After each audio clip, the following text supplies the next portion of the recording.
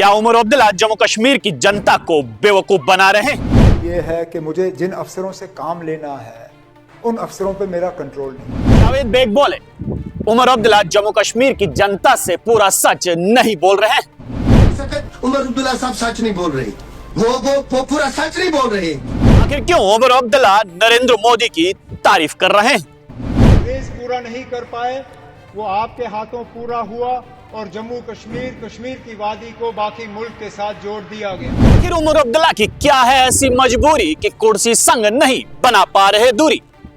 देश पूरा नहीं कर पाए, वो आपके हाथों पूरा हुआ और जम्मू कश्मीर की वादी को बाकी मुल्क के साथ जोड़ दिया गया। क्या उमर अब्दुल्ला 42 सीट लेकर भी एक मजबूर सीएम बन चुके हैं? इस रिपोर्ट को आप भी अंत तक जरूर देखेगा और आप भी जान जाएंगे कि आखिरकार हम ऐसा क्यों कह रहे हैं कि क्या उमर अब्दुल्ला एक मजबूर सीएम बन के रह चुके हैं।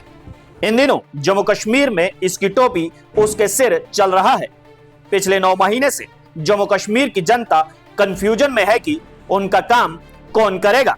लोग तो परेशान हैं ही, लेकिन उनसे ज्यादा उमर सरकार और विधायक परेशान हैं।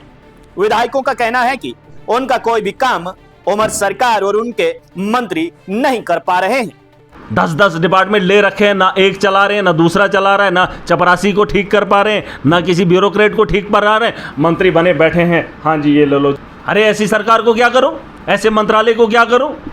जिस मंत्री को अपना भी नहीं पता उसको क्या करूं? कि अपने घर को बचाने के चक्कर में उनके तलवे चाटेंगे तो महाराज को इतनी फुर्सत नहीं है।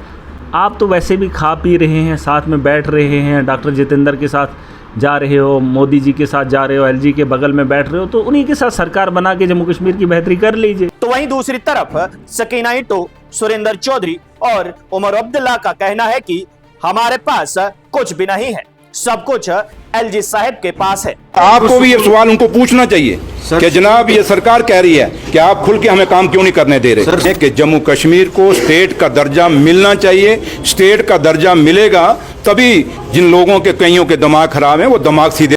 हाल ये है कि मुझे जिन अफसरों से काम लेना है उन अफसरों पे मेरा कंट्रोल नहीं है। एक तरफ उमर सरकार एलजी मनोज सिन्हा को ब्लेम कर रही है, तो वहीं दूसरी तरफ एलजी मनोज सिन्हा का कहना है कि मेरे पास सिर्फ पुलिस है, बाकी सब सरकार के हाथ में है। अगर पुलिस चाहिए तो वो भी ले लीजिए। सर्वोच्च प्राथमिकता रख करके हॉर्टिकल्चर के किसानों को भी, क्योंकि ये काम मेरे पास नहीं, ये काम सरकार के पास है। सकीना जी अभी जब कह रही थी बहुत अच्छी बातें उन्होंने कही, लेकिन जो बात उन्होंने कहा कि एलजी साहब कुछ दे के जाए, तो मेरे पास देने के लिए पुलिस के लोग हैं, जिसको चाहिए वो मैं दे सकता हूँ।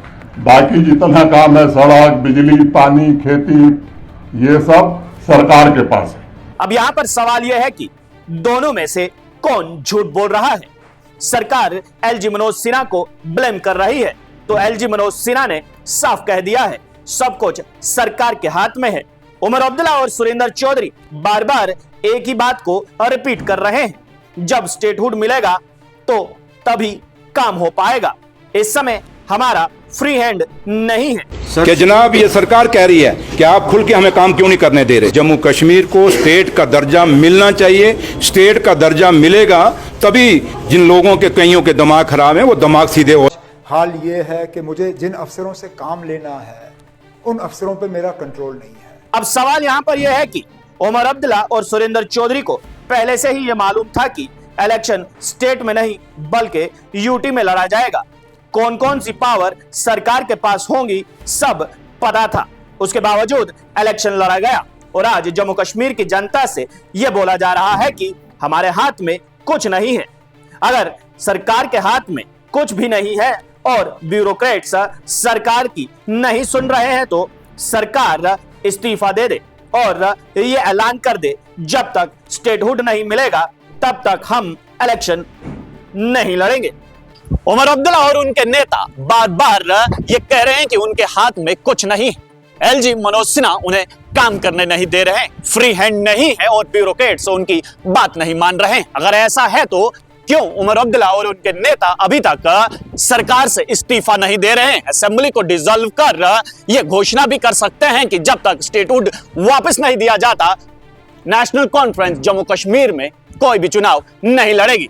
आप लोगों की इस बारे में क्या राय है, अपनी राय नीचे कमेंट बॉक्स में जरूर रखेगा। आप लोग देखते रहिए स्ट्रेट टॉक्स। मुझे ये निदेव ठाकुर को दीजिए इजाजत। धन्यवाद।